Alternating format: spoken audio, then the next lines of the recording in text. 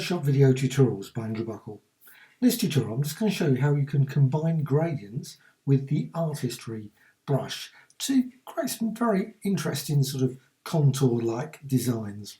Now first thing to do is actually create some gradients, and I'm just going to quickly go over to the gradient tool, and I'm going to use a basic gradient, just one of the gradients here, and I'm going to use difference mode. So I'm just going to use the circular radial gradient, I should say, and I'm just going to add one there. Then I'm just going to add that and that. Now at this point I'm just going to quickly say create a new snapshot, go back to the radial, create another one there, and new snapshot. Now of course you could add lots and lots of these. You could just go through a whole range of different designs, maybe recolour the same gradient. So you click OK there, maybe apply effects, and I'm just going to say and I'm just going to go down to blur, Gaussian blur. So you can do a whole range of different ones and use that as a new snapshot as well. Okay, so once you've actually got those snapshots, you've got them all there, then you go to the art history tool, just there. Depending on your customization of the toolbar, might be in different positions, so just select that.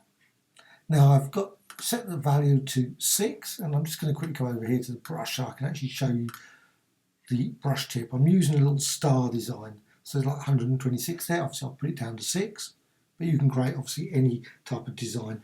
It doesn't really work so well maybe with a circular design, but something like a star, maybe quite a complex designs, maybe like that, you can use those. Now got shape dynamics, got a little bit of size jitter.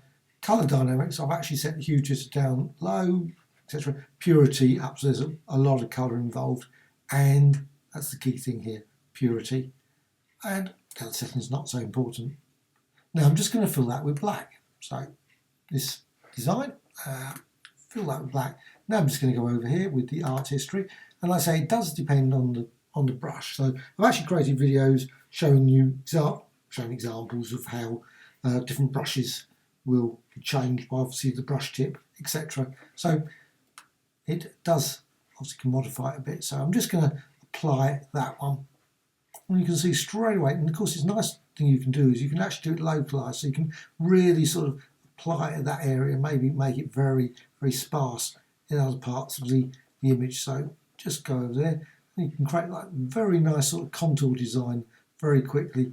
There, some areas have become more sort of like scattered, but that's there. Of course, you've got to say hue jitter, you could add some other variation there. Now, go into another snapshot and maybe add, now of course it's got different, see it's a different design to that one there, so you've got different angles. So it's a really great way of combining maybe multiple gradients together with this sort of like line design. Go up there. Just going to go for that one now, and again you can see it's slightly different. It's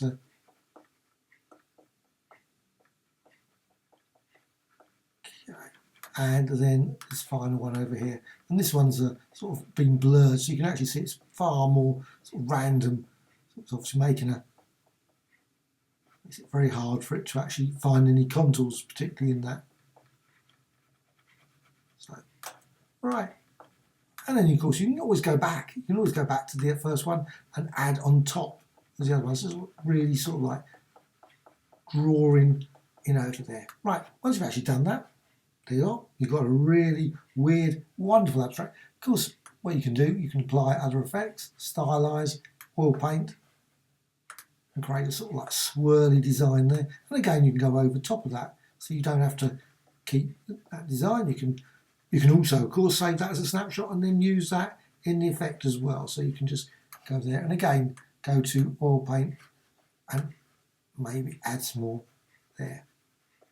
Right, what you can do is go to filter and camera raw filter. And I always find this quite a useful one, really sort of boosting up the colour. So you can just modify that, maybe vibrance,